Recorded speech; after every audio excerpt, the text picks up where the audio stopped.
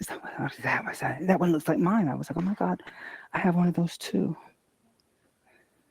Yeah. Good evening.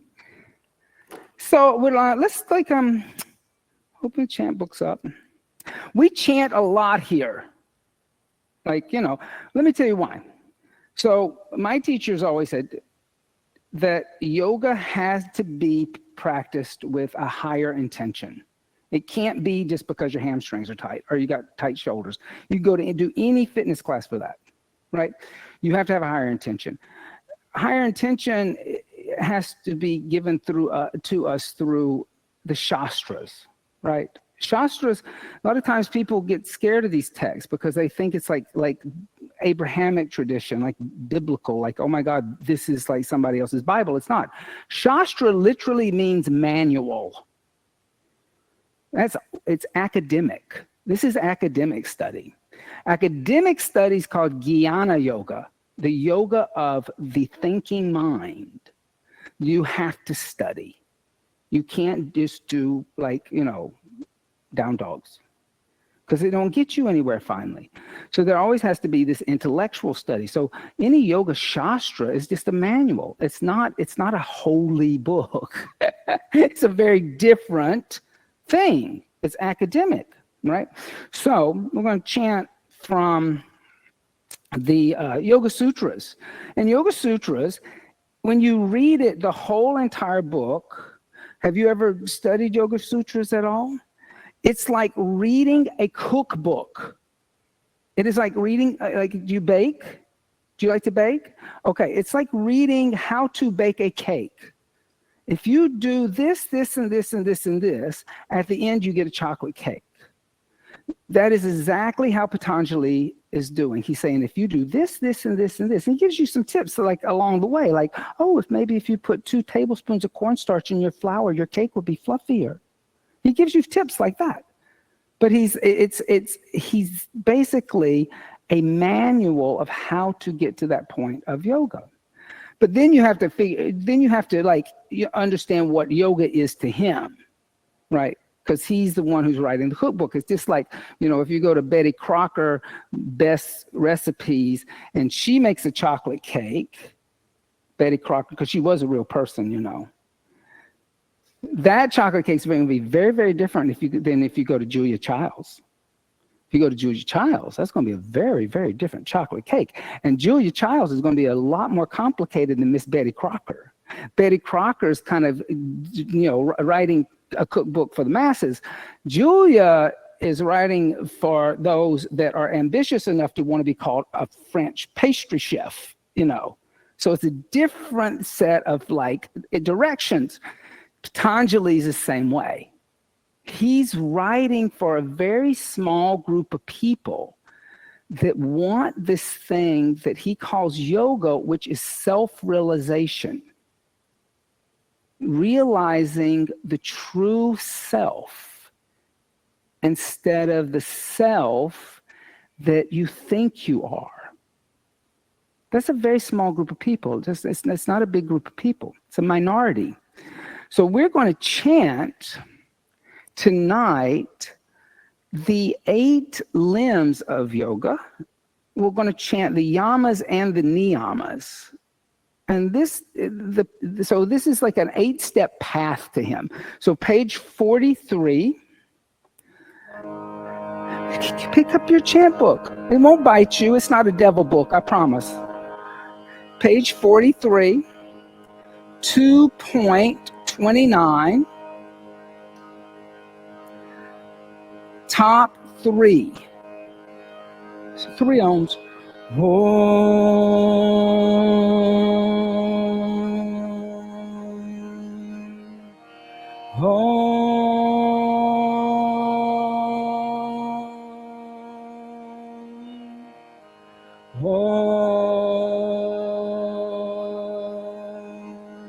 We'll do this as call and response. Yama, yama, niyama, niyama, asana, asana, pranayama, pranayama, pratyahara, pratyahara, dharana, dharana, dhyana, dhyana, samadhaya, samadhaya, ashtangani, ashtangani. All right. So, putting it together, yama, niyama, asana, pranayama, pratyahara, dharana, dhyana, samadhaya, ashtangani. Try it.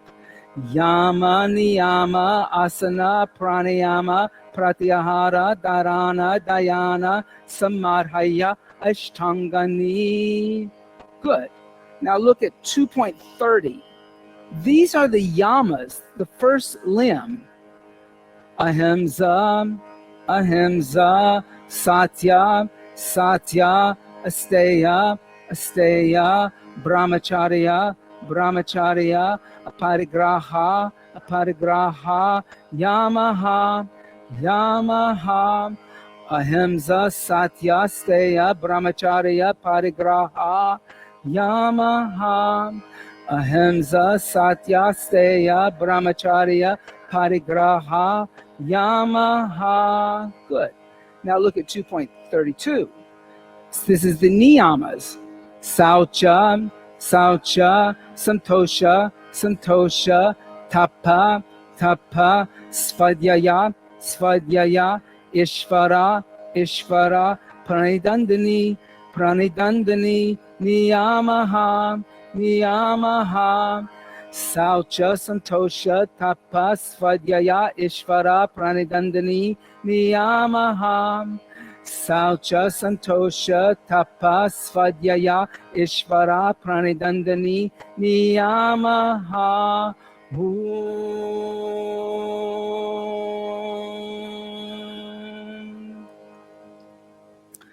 So, like I said, this is like a laundry list, right? This is like him telling you everything you need to get ready to start mixing your cake. You know, get your flour, get your baking soda, get your salt, get your sugar, get your, you know, if you're vegan, eggs. You're like, you know, if you're going to use chocolate, use chocolate. If you're going to use vanilla, vanilla, whatever you're going to put on it. But he's just giving you a laundry list. That's all this is. It's a simple laundry list. Yama is restrictions. So it's how we act externally within the world. Niyamas are observations. Niyamas are what we observe within ourselves. Those are the first two limbs or steps to yoga. How you act externally and how you act internally. Then he says asana, right? We practiced asana before. Asana is not important to him. He says it 3 times in a 4-chapter book. And when he says asana, he's actually talking about the seat of meditation, because this is before Hatha Yoga Pradipika by about 3,000 years. So nobody's doing the kind of things that we do at this point. Nobody's doing headstands. Nobody's doing down dogs or splits or hand balances. That's way later. That is only, as what we can tell, that is only about 1,500 years old. So it's closer to us now than actually Pantanjali when he wrote this. Pantanjali is closer to, like, you know, the early Egyptian civilizations 3,000 years ago. So, so a seat for him is meditation. Connect, sit down, be still. Then the next thing is more important. Breathe, pranayama. Breathe. Learn to breathe. Because if you can control your breath, you can control your mind. When your breath is erratic, your mind's erratic. That's important to him. He talks a lot about learning to breathe. Then he says, pratyahara, draw the senses inward. Leave the material world, the phenomenal world behind you, and start to investigate what's internal. Find out what's inside of you. Now, that's hard for a lot of people because a lot of us don't like what's inside. So we run away from it. We run toward the material world. But like, he's saying, no, you got to confront that. Confront it, sit with it. And then he says, dharana, focus and draw your mind in, rein it in. Because your mind's like a bunch of wild horses. It's just going all over the place. And he's like, so you're breathing and you're drawing everything in. You're going to put reins on those horses. And then the horses are going to be able to do what you want them to do, and they're going to get you to where you want to go. Then he says dhyana, which is meditation. My teacher, Yoga Sri Sudarshan Kanan, reminds us all the time that most of us are first just learning to focus. That at this point, very few of us are meditating, because for Pantanjali, meditation is when you know yourself so well that you can merge with that self in union with it. And what is the self? The self is that divine essence within you. Some people will call it soul. Some people will call it a spark of God. Some people will call it light. I don't care what you call it. It's all the same thing. He wants you to merge with that and know that so well that when you come back out into the world, that you can present that instead of the ego personality. That you can present that divine, radiant light within, right? It doesn't sound like a bad deal to me. Samadhi is the final step of the 8-limb system, which is that union. So he calls yoga samadhi. They're the same thing. It's that bonding together, that there's no separation anymore. So he's a dualist, right? That's what he is. He's a dualist.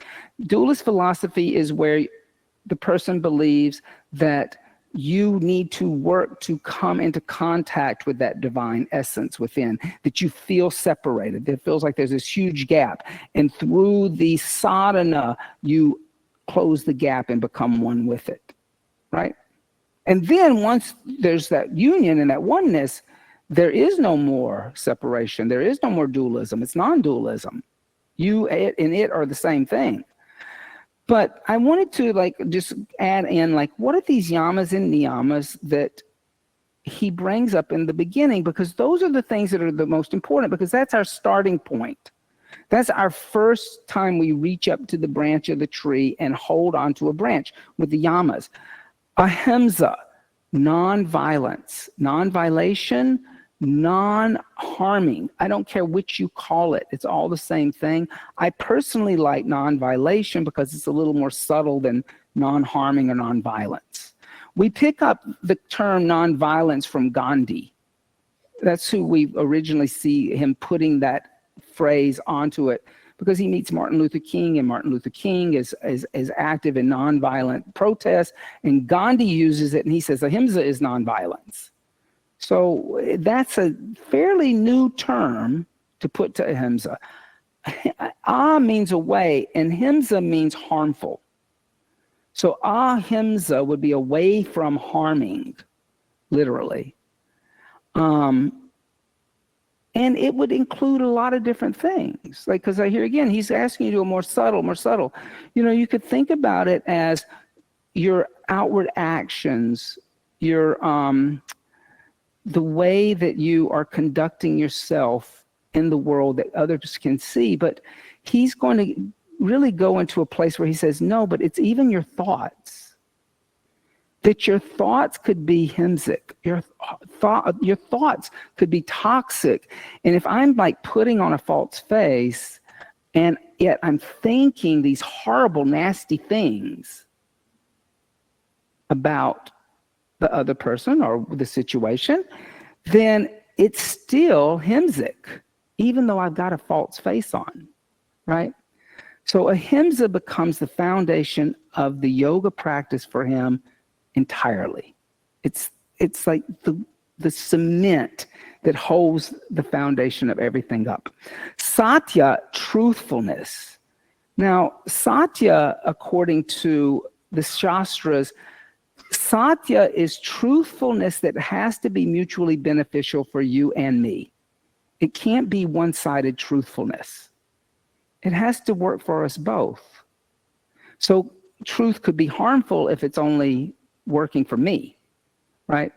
But if truth is mutually beneficial for both of us, we grow, right?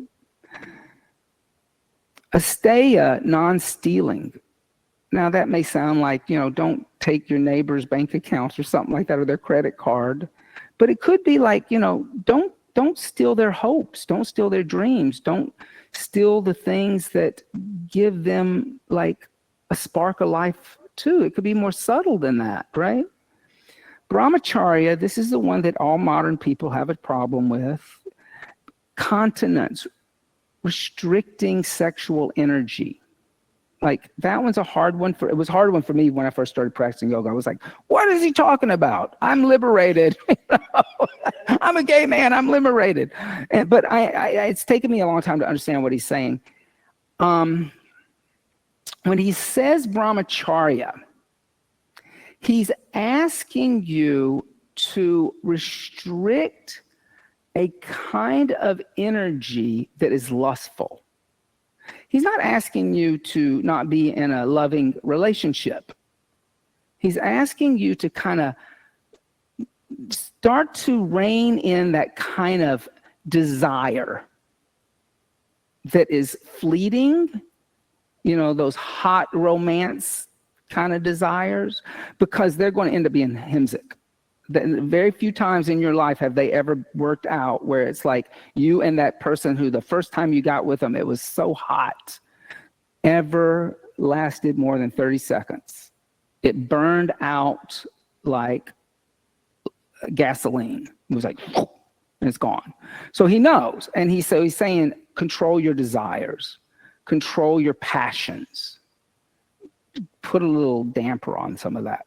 Aparigraha, stop grasping or gripping or hanging on to things.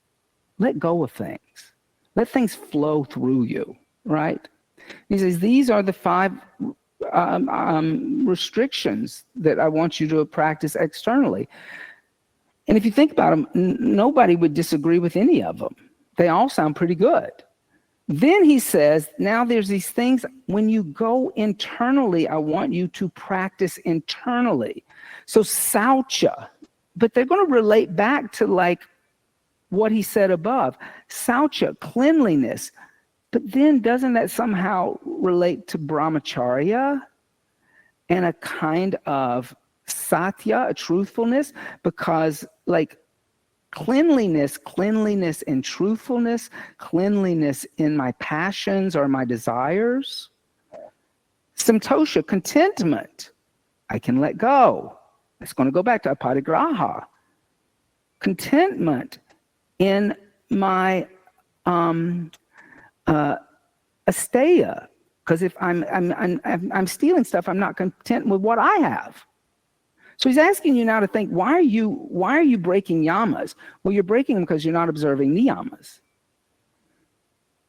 Tapas, self-discipline, a burning desire. Tapas can mean heat, which means that I have a burning desire to do this thing. So it's self-discipline. It's regulating your own ability to do the sadhana. And then svadhyaya, self-study. Here again, he's going inward, so he doesn't want you to study the ego personality. He wants you to start to understand your true nature, the divine spark, that light within. And then Ishvara Pranidandini. Now he's very liberal here. I love how he writes Ishvara Pranidandini, because Ishvara really translates literally into Lord. And Pranidandini means devotion. So devotion or dedication to the Lord. He doesn't tell you who. He leaves it very abstract because he knows that there's a lot of different religious sects around him. And so but then, when you look at the word, the Lord, think of how you can use the Lord of the manor, the Lord of the house, the Lord of my senses. right? Who is ruling my senses, or who's ruling the internal? So the Lord becomes very broad and very liberal in its understanding of what you have to have devotion to. And so he's leaving it up to you. He's not dogmatic. There are other shastras that get more dogmatic, but Mr. Pantanjali is not dogmatic. And then that idea that once you practice those things, you are going to understand that you, the self, and the Lord are the same thing, whatever that is to you. You know, so I always say that yoga is multi. It's the first, what do they call it? Multi-religious organization. Like you can be anything you want to. Unitarian.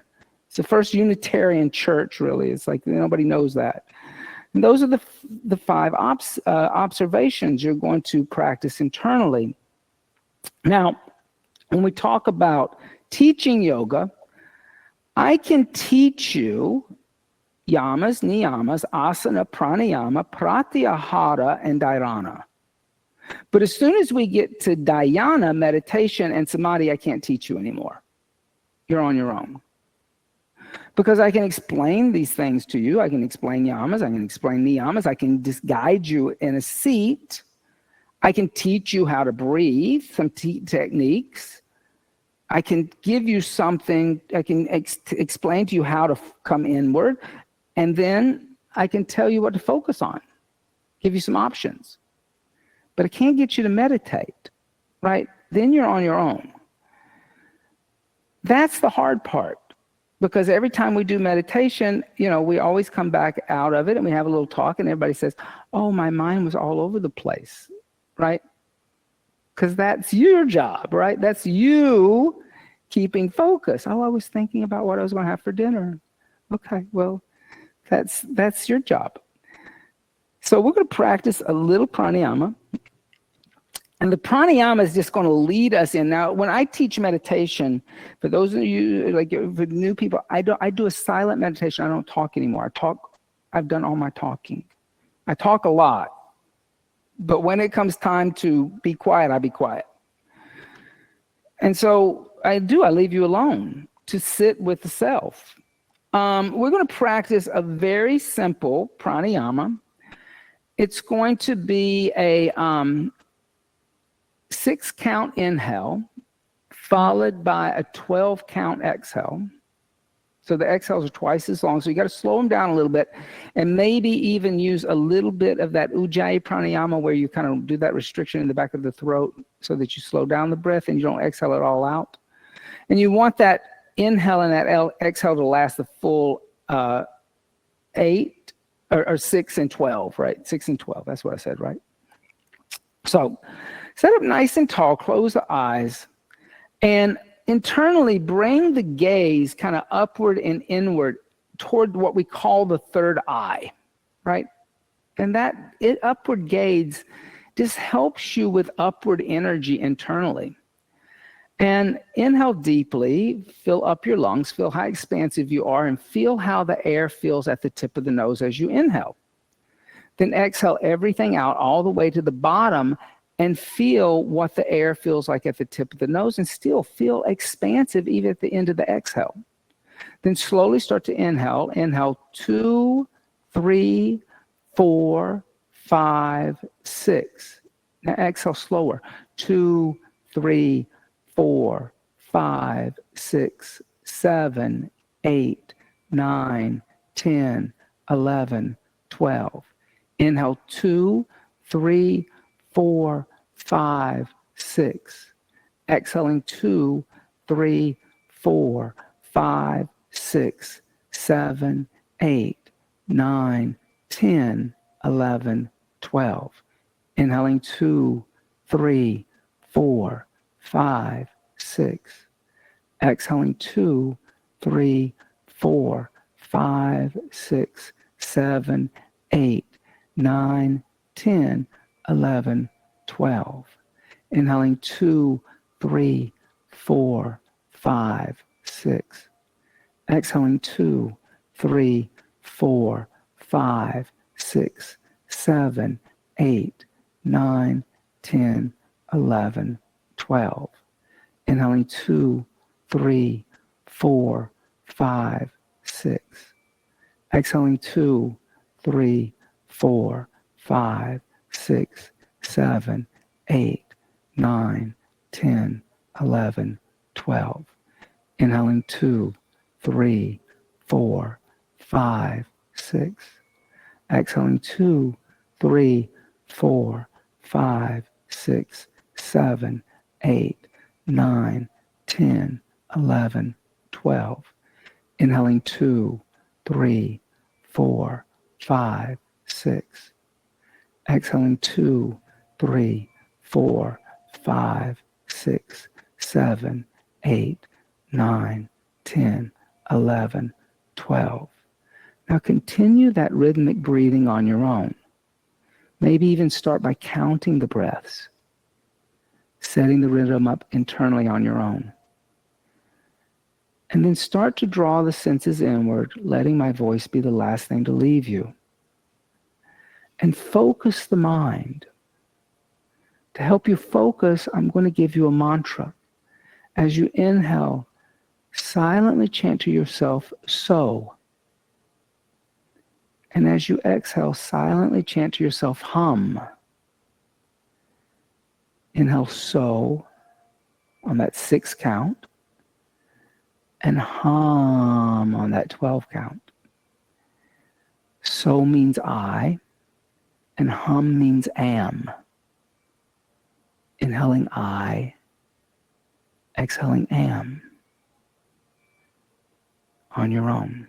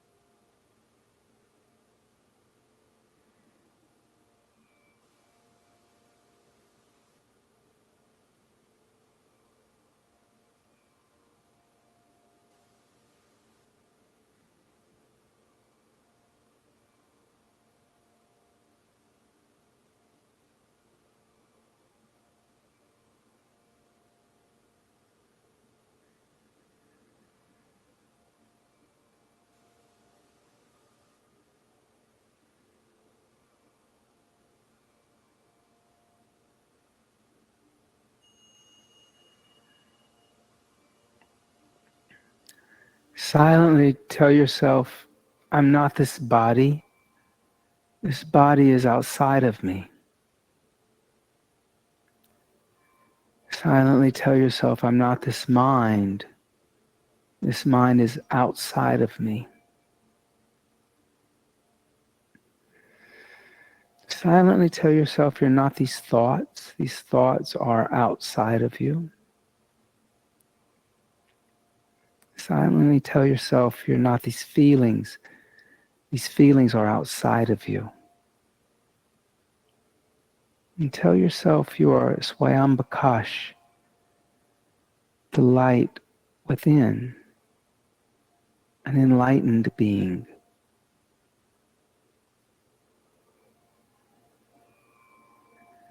Bring the hands together, rub the hands together, building heat within the hands.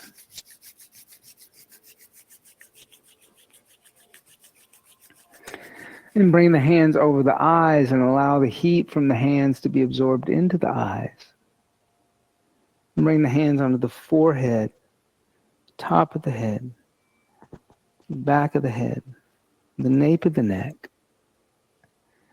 And then let the hands float down to the center of the chest and bring the hands together. And bow the head slightly, sealing the sadhana of dhyana. And then gently open the eyes. And you can move around if you need to move around. And welcome back.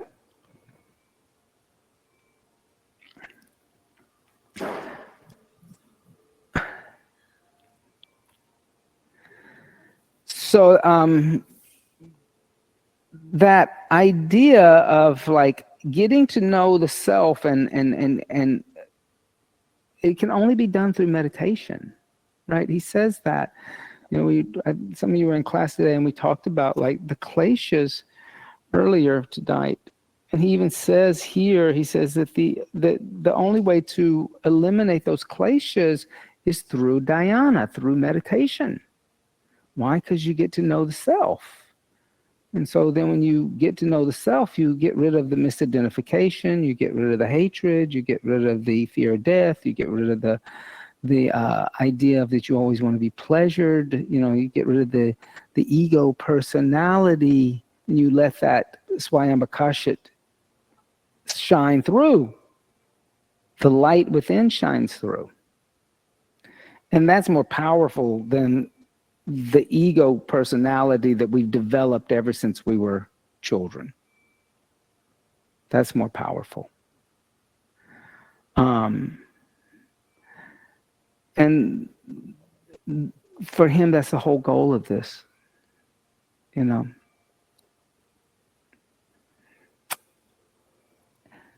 How is your meditation?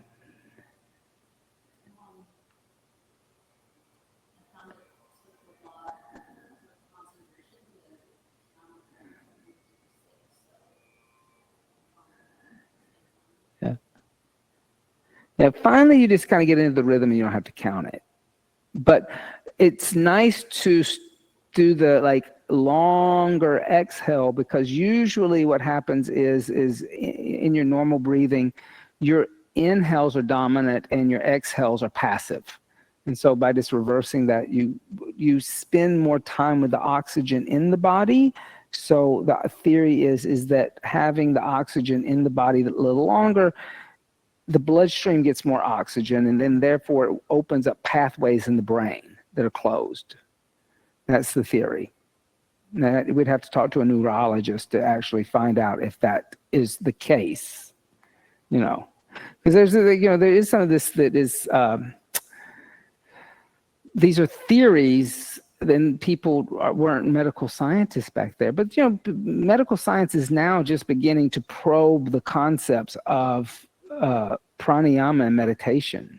Just now, they're starting to look at like what goes on in the brain when somebody is breathing deeply and sitting still and concentrating for long periods of time.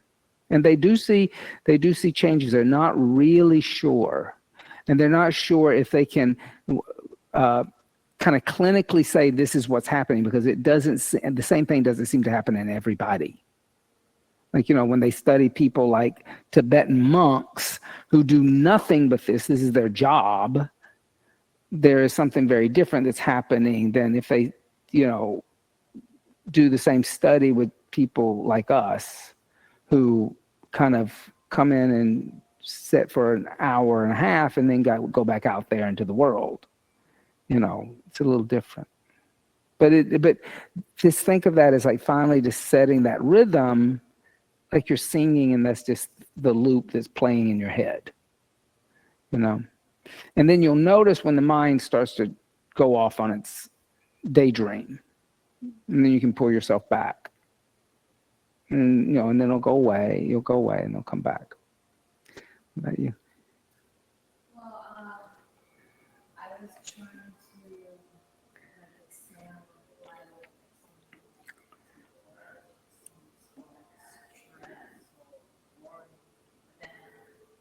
I was also like falling asleep and in the middle.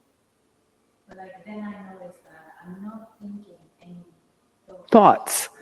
Right. Then I realized that I'm going to sleep, I was falling asleep, and then I went back to 6 hours and Yeah. I didn't go over really just like Yeah. quiet. Yeah.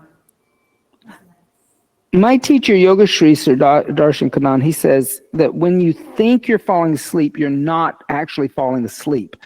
There is a brief second for the person who's just starting this that they are experiencing pure meditation and they pull themselves away from it.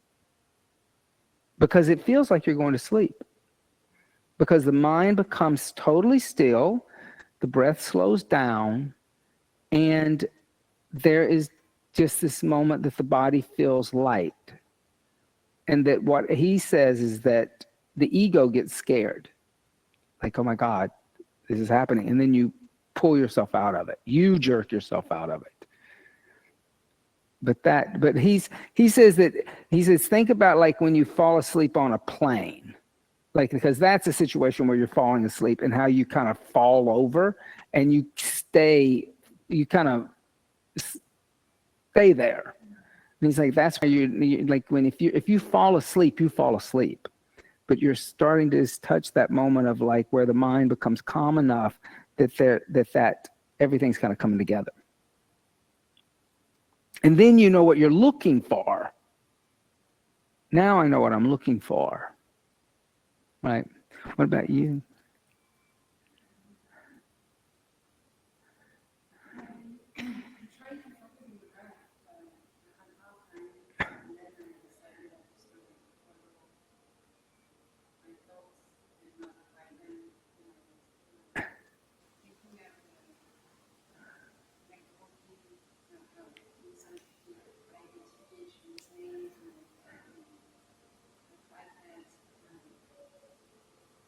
When I was born, I was given a different name. Or in Israel, I was given a certain name, but I find out way later, and my name that I've always used, so it's always very unique, but in France, it's quite common. Right. There's nothing special about it.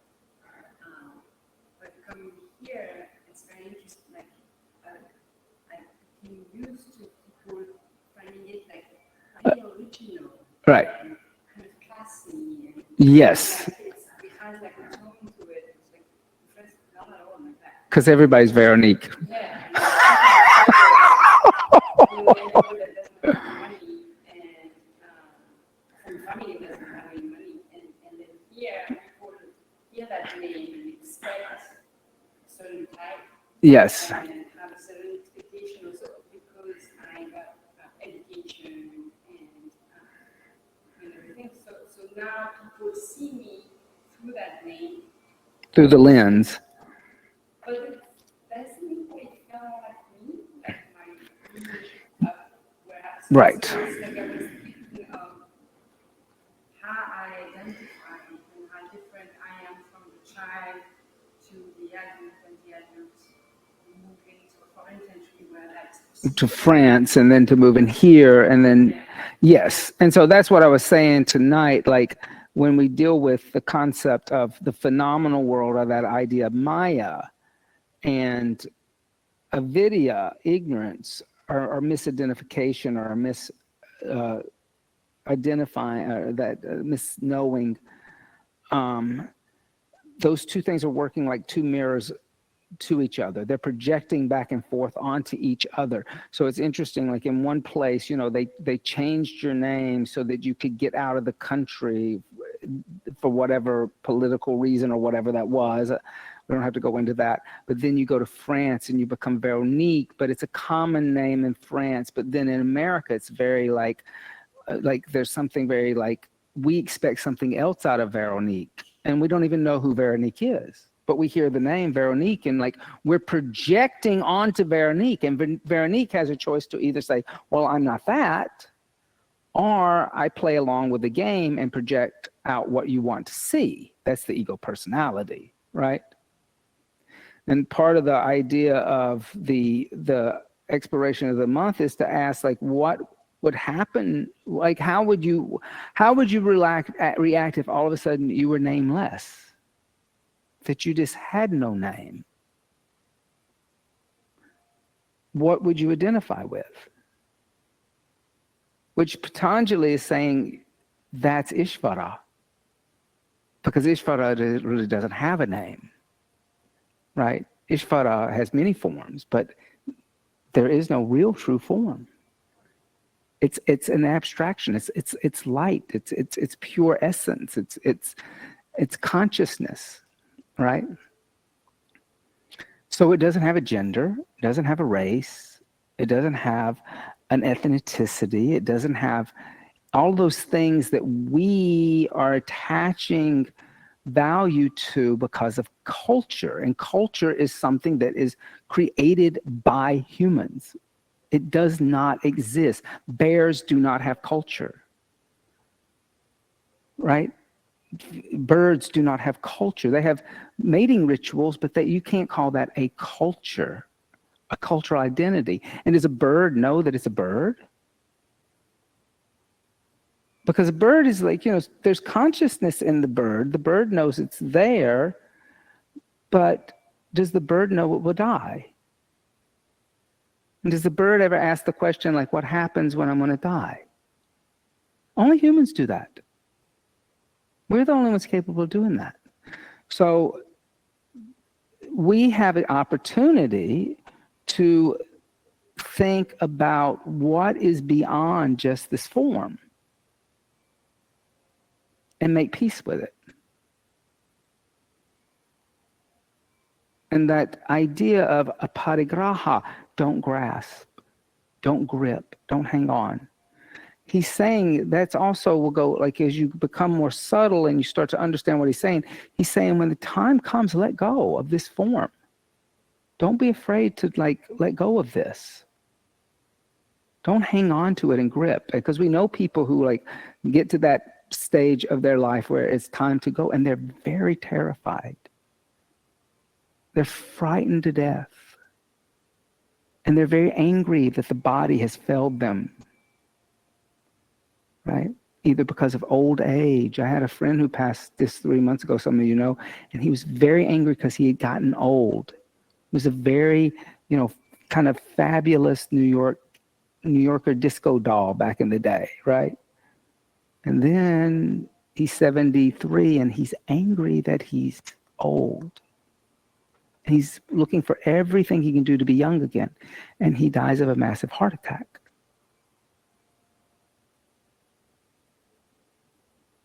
And he, I'd known him for 40 years, and I kept trying to say, you should come to meditation. You should come to yoga. I don't want to do that. No, I don't want to do that. I'm not interested in that. Okay. What about you?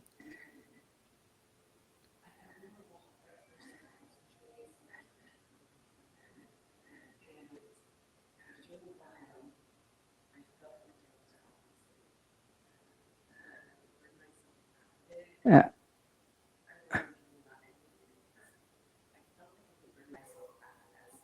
Yeah.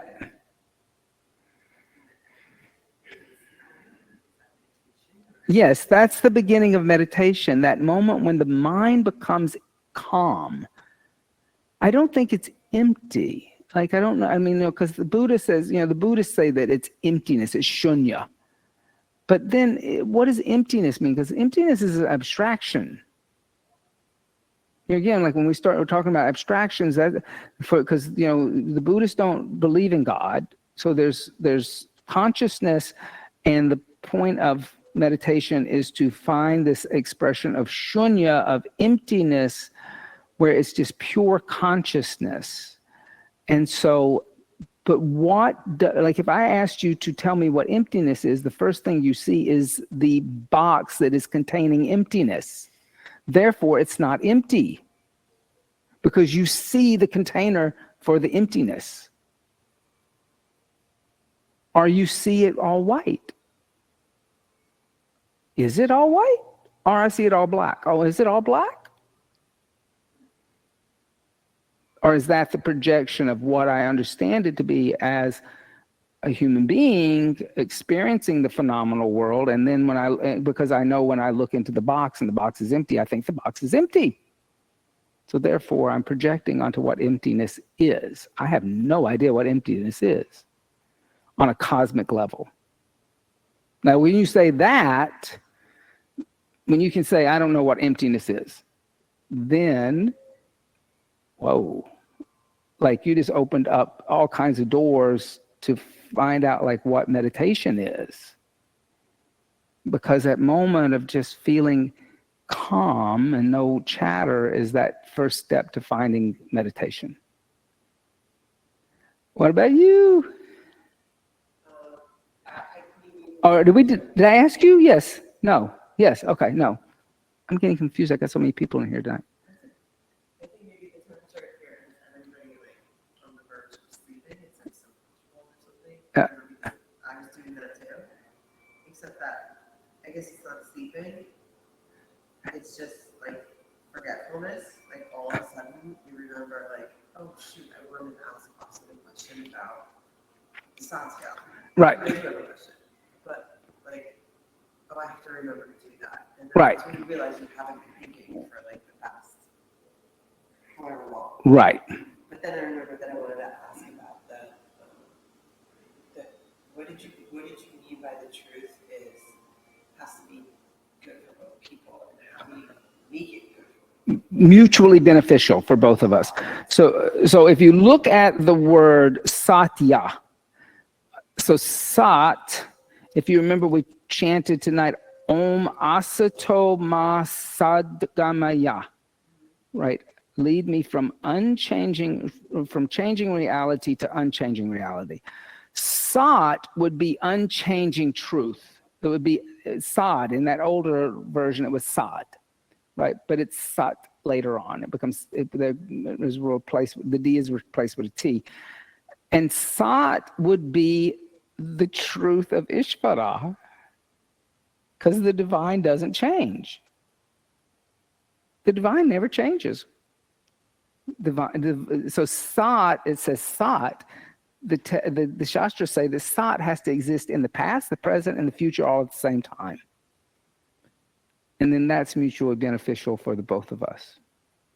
And then the coming together of us talking about this becomes the sat song, the seekers of truth, the gathering of people seeking truth. Not a community, because community could change. So seeking that truth, not any truth about The truth. not like any truth. Objective truth over subjective truth.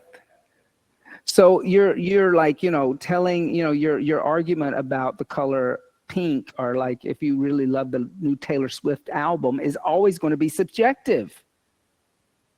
So Patanjali is saying that truth has nothing to do with this, what we're talking about yoga. You can love Taylor Swift or not love Taylor Swift. Taylor Swift has nothing to do with it unless she wants to achieve self-realization. And then she's part of the sat song, and she's no longer Taylor Swift. She is no longer Taylor Swift at that point. That's hard. That may be hard for Miss Swift. I don't know. Because is Miss Swift going to be ready to hear Austin say, you're not who you think you are? Because we're projecting on Miss Swift who we think she is. And she's projecting back out to us what she wants us to see, based upon her ego personality of the character that she's created as Taylor Swift. It's Maya, an illusion or a measurement or a controlled amount.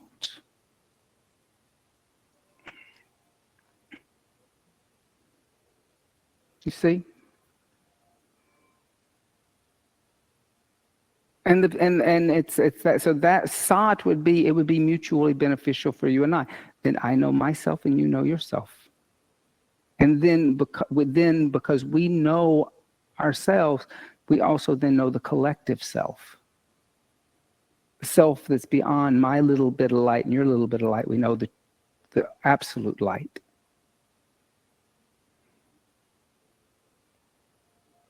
What about you?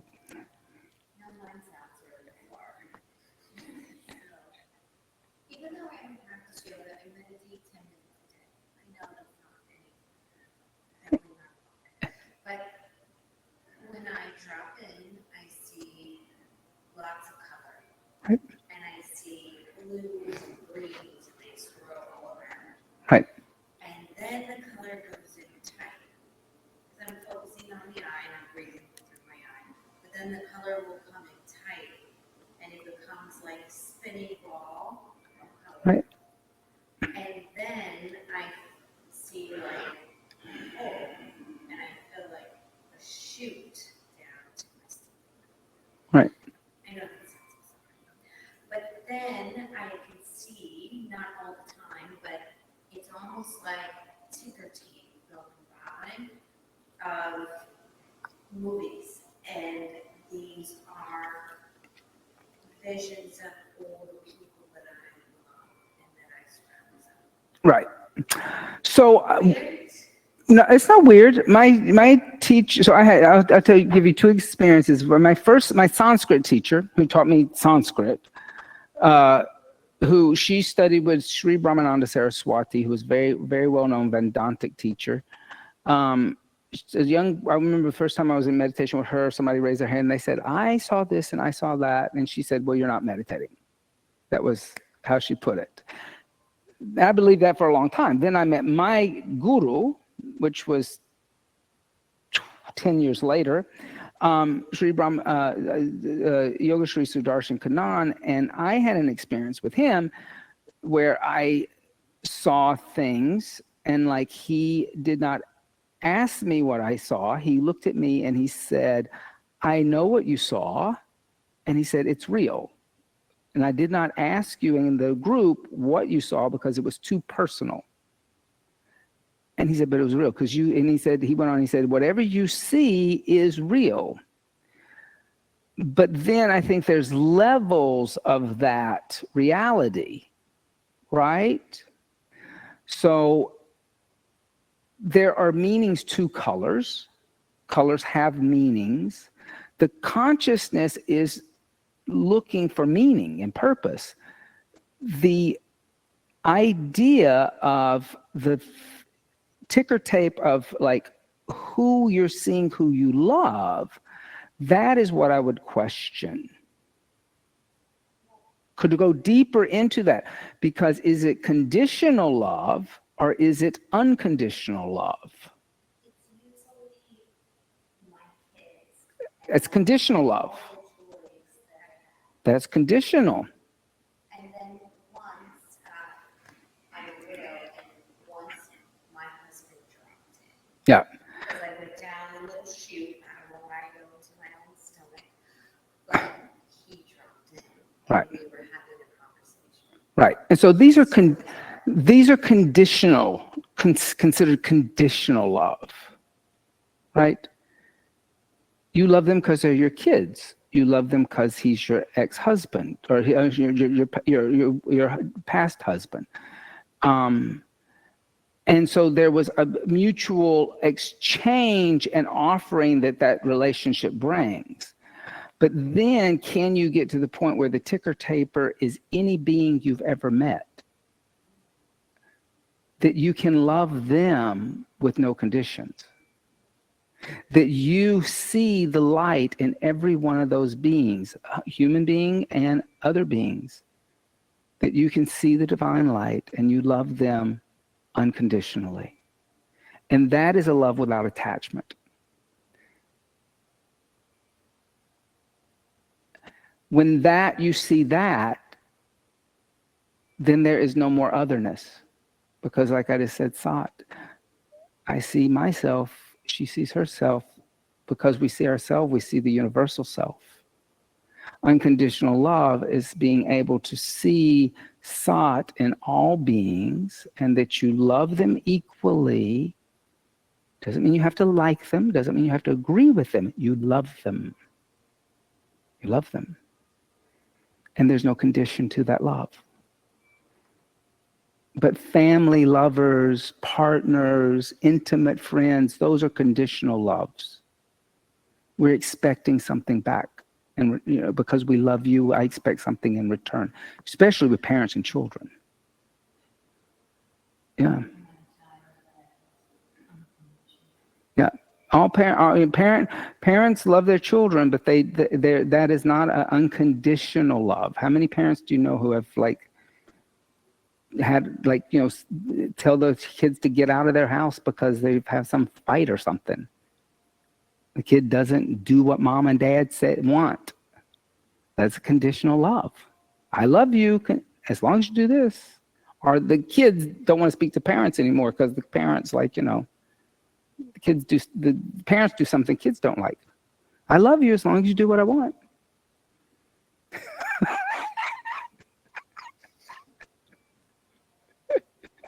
But the unconditional love is when you love all beings, and it's a different kind of love. It's a love that I don't know if it's very, I don't think it's very easy to get to that point, to have complete unconditional love. But that's what I say. That's what I say what your goal would want to be. It's going to be hard to get there.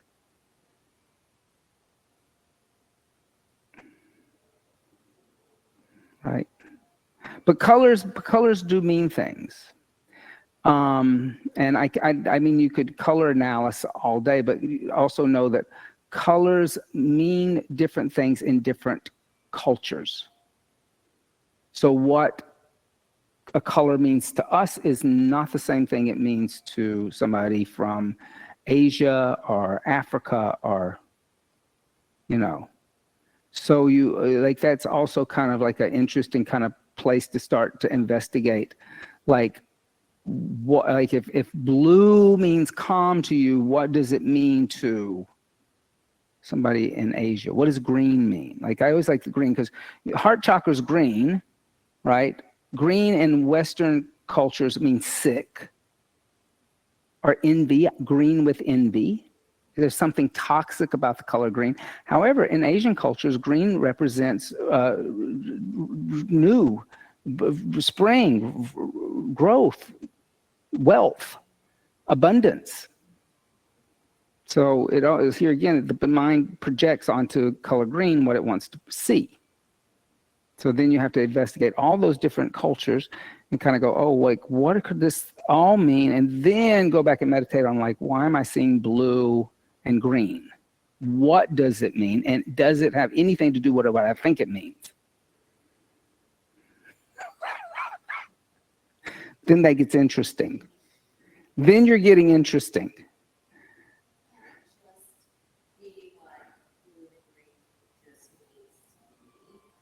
That's an attachment, which is fine. But here again, that's what it means to the ego personality. And could that color, that idea of what blue and green means to you, be different in 10 years? Is it changing reality or is it unchanging reality? Is it subjective or objective? Right? And this is just kind of a game you're playing with yourself to understand how your mind works. That's what you're going to get out of it. How does my mind work? Oh, I like that color blue. Oh, I don't like that color blue. Well, why do I not like that color blue if I like the other color blue? Because they're both blue. Well, I don't like that kind of, that yellow blue color. That kind of like 50s aquamarine color. You see, that's what we do. And then, like, can you get to where it's like you can get to the point where you kind of go, oh, I don't have to like that color aquamarine blue, but I understand how it could be useful within a certain context. It's not what I would pick for my house, but I understand why I would pick it if I were redoing a 1950s kitchen, even though, or like something like that, yeah. So it's the idea of learning subjective objective. My Sanskrit teachers who she lived actually with Sri Brahmananda Saraswati up at his ashram in Monroe, New York. He used to call the Yoga Sutras self-analysis. And he was a brain surgeon. He was a very intelligent man. He was a brain surgeon who came to New York to work in the New York hospitals from India. That he was that good of a brain surgeon. And then he taught Advaita Vedanta. But he said when he wrote his version, his interpretation of the Yoga Sutras, he called it self-analysis. And he talked about that if you use this, you should not have to go to therapy. He said, if you follow what Mr. Pantanjali says, he said, you will understand how your own mind works better than any therapist could ever tell you how it works. So there's a little bit of self-analysis within the context of yoga before you get to that state of pure consciousness or pure union with the object of Ishvara, whatever that is.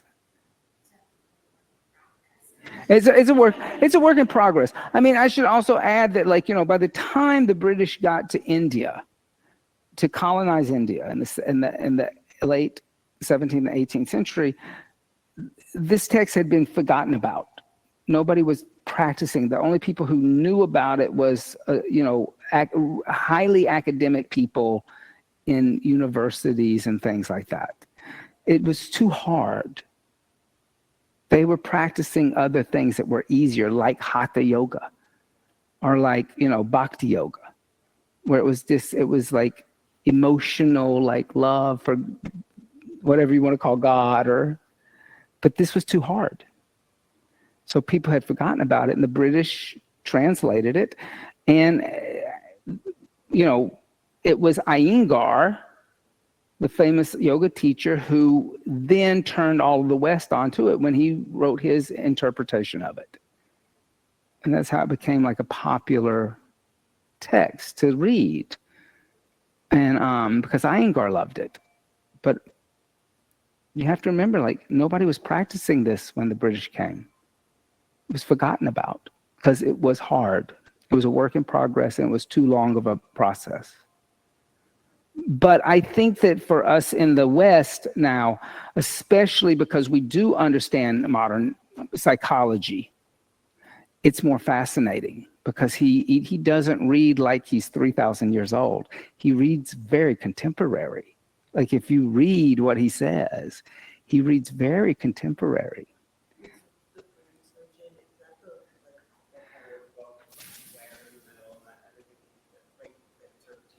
His is a white and red book, kind of with a swoosh of red on a white surface. I think his is incredibly difficult to read. I think Sri Brahmananda's, it was the first one I had to read for teacher training, and I did not know what he was talking about. It took me years of studying before I understood, because his knowledge of the brain then was layered on top of that his medical knowledge layered on top of the Yoga Sutras. It was just way too intellectually over my head at the time. I was like, what is he talking about? And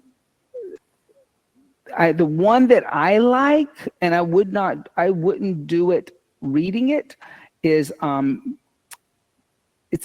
there's two that I like. If you're like somebody, like if you're a student and you want to study it, maybe start with the Iyengar one. And there's a lot of different covers because that one's been in print so many times. What I like about Iyengar's is he gives the Sanskrit, he gives the English interpretation, and then he gives a dictionary breakdown of each one of the words. So it's incredibly useful. Then he, gives the definition. Then he has a little commentary about it. It's very easy to get through. If you're a yoga teacher, I would say get the Edward Bryan one. And that one may be that kind of burgundy one that has like a... There's one by Satchidananda that like everybody gets. But I like Edwin Bryan. He's only over in Rutgers. He teaches at Rutgers. He's brilliant. The man is brilliant. But I would, if I got his, I would listen to him doing it in Audible and follow along, because he's a little heady too. Yeah, he teaches at Rutgers. He'll answer your email if you have a question. You email him directly.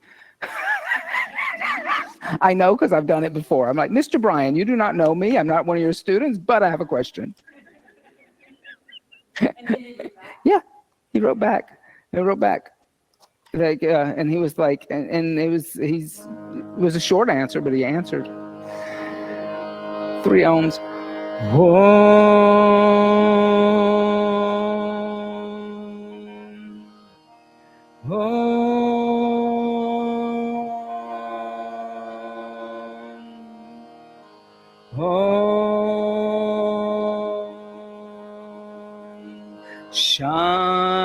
Shanti, Shanti, Shanti.